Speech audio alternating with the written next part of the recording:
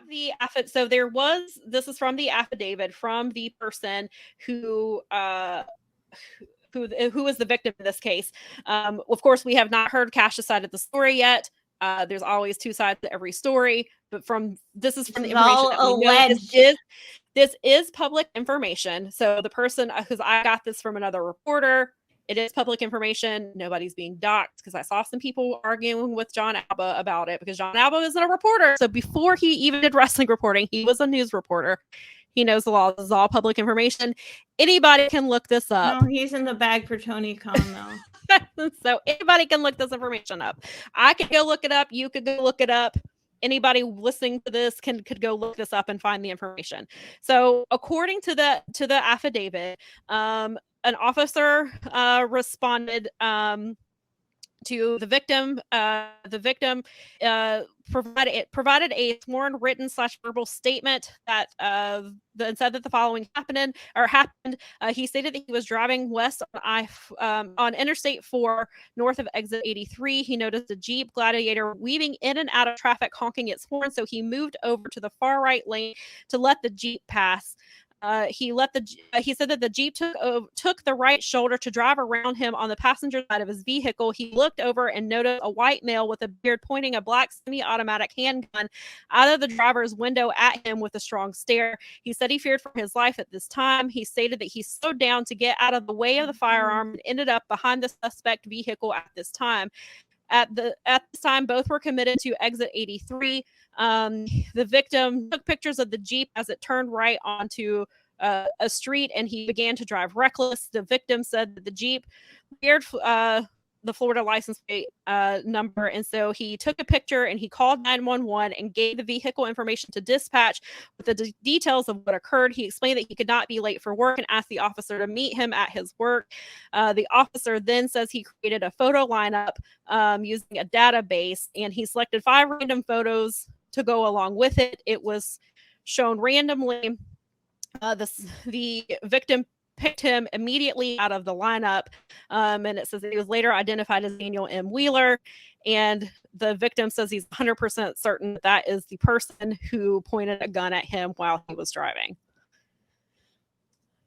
So brandishing a gun and pointing a gun are two very different things. Both are intimidation tactics, and both are felonies, as Mel pointed out. So that leads to the question. He's not, of course, and again, he's not been charged with anything. He's guilty and he's innocent until proven guilty. But he is from what the lawyer says, he doesn't have a prior record or anything like that. So he was a first-time offender.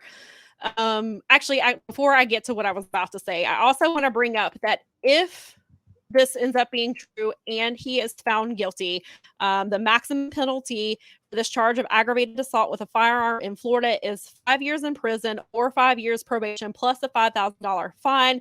A law company notes that even first-time offenders can face jail time for this offense. So even though he appears to have a clean record, he could potentially serve jail time for this if he is found guilty of the charge. So I just want to make that clear. Of course, we only have one side of the story at this point. We do also know that, because I did watch the arraignment video, that Cash Wheeler was able to receive bond, and he had to give up all firearms within 12 hours of his release. So any guns or any weapon that or I guess it's firearms, I believe.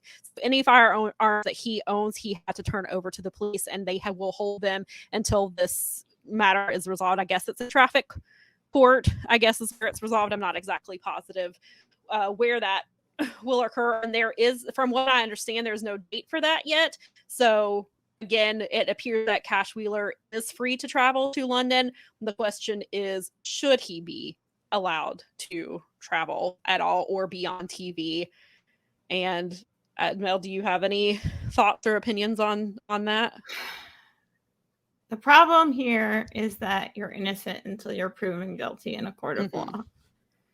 And so this is the same conversation we have with NFL players a lot. We have this conversation with professional athletes regularly, where they are alleged to have, and there's some ugly ones out there. I mean, that's, get into it. But so on the face of it, Tony Khan can't deny. I mean, in a way, they can't say you can't work because he's not been convicted of a crime. So they can't.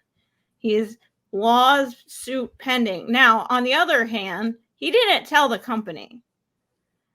And that's a big deal. Mm-hmm.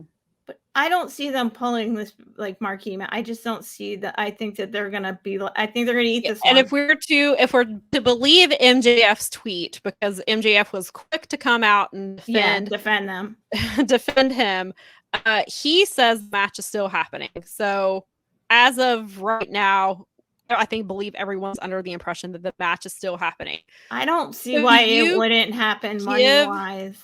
It's just this is a really sticky situation. He hasn't been charged with anything. He is innocent until proven guilty. However, he might be guilty. You're allowing him to compete in the biggest match of his career. He clearly didn't tell Tony for a reason because he knew the match would probably get pulled if he was forthcoming. Or they wouldn't have made it at all. Right. Yeah, it made a difference. And it would have affected, think about what's been going on. That's almost a month. Not quite a month. That's 7 days shy of a month on today. Mm-hmm. On Friday. And he of course has not been charged with anything, but the accusation is that he pointed a weapon at somebody with the intent to intimidate them. That is battery. That's a huge problem regardless. And so if you're in fear for your life, that escalates the charges. So if I become someone that is in fear of my life from the person that is just like brandishing or doing whatever, that kicks up the thingy because of what it is. It becomes battery. It becomes another level of charges because you scared me. Right.